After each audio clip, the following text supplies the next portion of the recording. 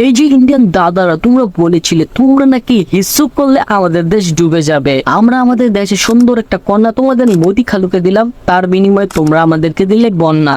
বন্যা দিয়ে আবার টিটকারিও দিলে আমাদেরকে। এখন কোথায় যাবে? তোমাদের দেশের গুজরাট তো বন্যার পানিতে ভাসছে। দাদা, বন্যার পানিতে ভাসছে পুরো গুজরাট। আবার শুনতাছি কি নাকি ঘূর্ণিঝড় আসতেছে গুজরাটের ওপর। এখন কোথায় যাবে? আমাদেরকে নিয়ে তো অনেক টিটকারি দিয়েছিল। আমাদের বাংলাদেশে প্রতি বছর বন্যা হয়, আমরা ওটা মোকাবেলাও করি। আমরা তোমাদের মতো না দাদা, আমরা তোমাদের মতো না যে আমরা অন্যের কষ্ট দেখে টিটকারিমূলক বক্তব্য দিব, টিটকারিমূলক আচরণ করবো। আল্লাহ আমাদেরকে বন্যা দিয়েছে এবং সেই বন্যা থেকে রেহাইও দিয়েছে। আমরা এটা মোকাবেলা করতে পেরেছি। তোমরাও মোকাবেলা করো এবং তোমাদেরকেও আল্লাহ হেফাজতে রাখো। আমরা তোমাদের মতো না, আমরা ইন্ডিয়ান না, আমরা বাংলাদেশি। আমরা সবাই মিলে একটা পরিবার। তোমরা হিস্সু করলে আমাদের বাংলাদেশ ডুবে যাবে। ভাই, তোমরা কি ডায়াবেটিসের রোগী নাকি? ঘন ঘন প্রস্রাব করো?